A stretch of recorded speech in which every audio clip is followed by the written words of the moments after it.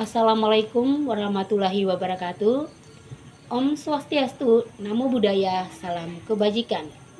Perkenalkan, nama saya Oktaviana Kewasolot dari program studi Penyuluhan Pertanian Berkelanjutan 1B.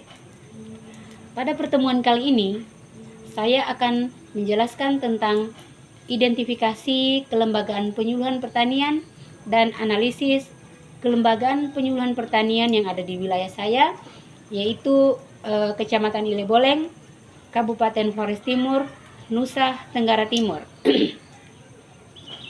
Tetapi sebelumnya, kita harus mengetahui terlebih dahulu apa sebenarnya kelembagaan penyuluhan. Kelembagaan penyuluhan itu sendiri adalah lembaga pemerintah dan atau masyarakat yang mempunyai tugas dan fungsi untuk menyelenggarakan penyuluhan.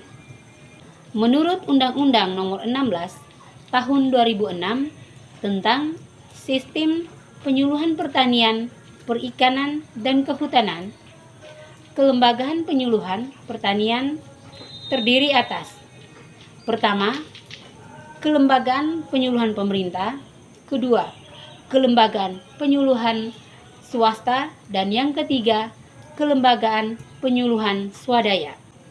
Kelembagaan penyuluhan pemerintah dibagi lagi atas. Yang pertama, di tingkat pusat dibentuk Badan Penyuluhan dan Komisi Nasional. Yang kedua, di tingkat provinsi dibentuk Badan Koordinasi Penyuluhan Provinsi dan Komisi Penyuluhan Pertanian Provinsi. Sedangkan yang ketiga, di tingkat kabupaten atau kota dibentuk Badan Pelaksana Penyuluhan Kabupaten atau Kota dan Komisi Penyuluhan Kabupaten atau Kota. Dan yang berikut, di tingkat kecamatan dibentuk Balai Penyuluh Pertanian yang terletak di kecamatan. Sedangkan di tingkat desa dibentuk Pos Penyuluhan Desa atau Posludes yang terletak di desa atau kelurahan. Baik, jadi kelembagaan penyuluhan pertanian yang ada di wilayah saya terdiri atas Balai Penyuluh Pertanian BPP yang merupakan kelembagaan penyuluhan pertanian terdepan di lapangan yang ada di tingkat kecamatan. BPP yang ada di wilayah saya namanya BPP 2 Blolong yang terletak di Kecamatan Ileboleng, Kabupaten Flores Timur, Nusa Tenggara Timur. Di BPP 2 Blolong terdapat 8 orang pegawai. 1 orang sebagai kepala BPP atau kepala koordinator penyuluhan, 1 orang sebagai tenaga administrasi, dan 6 orang sebagai penyuluh pertanian lapangan. Kelembagaan yang kedua yaitu Pos Penyuluhan Desa atau biasa disebut dengan Posludes, yaitu unit kerja non-struktural yang dibentuk dan dikelola secara partisipatif oleh pelaku utama dari gabungan beberapa kelompok tani dalam wilayah satu desa. Untuk Posludes di wilayah saya belum ada karena dananya belum memungkinkan untuk membangun Posludes. Kelembagaan yang ketiga yaitu Gabungan Kelompok Tani atau Gapoktan, yaitu kumpulan beberapa kelompok tani dan bekerja sama untuk meningkatkan skala ekonomi dan efisiensi usahanya. Gapoktan yang ada di Kecamatan Ileboleng, Kabupaten Flores Timur, Nusa Tenggara Timur berjumlah 18 Gapoktan dari 102 Poktan. Kelembagaan yang keempat yaitu Kelompok Tani atau disebut dengan Poktan adalah kumpulan petani peternak yang dibentuk atas dasar kesamaan kepentingan, kesamaan kondisi lingkungan.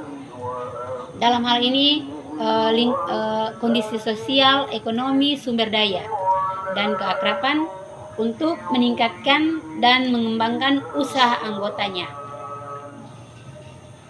Kelompok tani yang ada di wilayah saya, khususnya di Kecamatan Ileboleng, Kabupaten Flores Timur, Nusa Tenggara Timur, terdapat 102 poktan dari 21 desa. Kelembagaan yang keempat yaitu Koperasi Tani, yaitu organisasi ekonomi petani yang berwatak sosial, beranggotakan orang atau badan hukum yang berdasarkan asas kekeluargaan. Di wilayah saya terdapat 2 koperasi tani, yaitu Koperasi Tani Mulanuba dan Koperasi Tani Lewo Lakotani. Analisis kondisi kelembagaan penyuluhan pertanian yang ada di wilayah saya.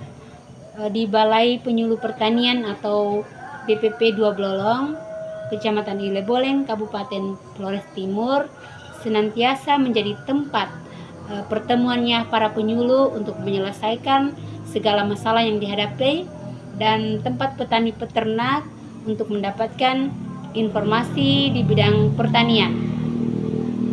Sekalipun jumlah tenaga penyuluh pertanian di lapangan sangat terbatas di wilayahnya saya, akan tetapi penyuluhan pertanian yang dilakukan oleh para penyuluh berjalan dengan baik, di mana para penyuluhnya melakukan penyuluhan pertanian dengan sistem kerja tim atau teamwork sesuai dengan tugas pokok dan fungsi penyuluhan pertanian di lapangan.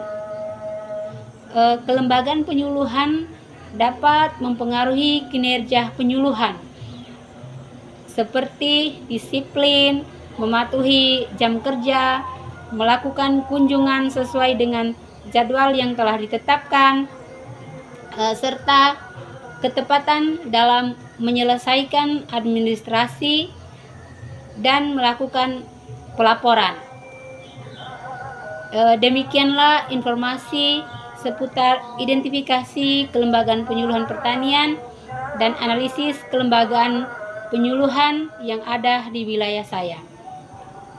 Kurang dan lebih saya mohon maaf. Sekian dan terima kasih. Assalamualaikum warahmatullahi wabarakatuh.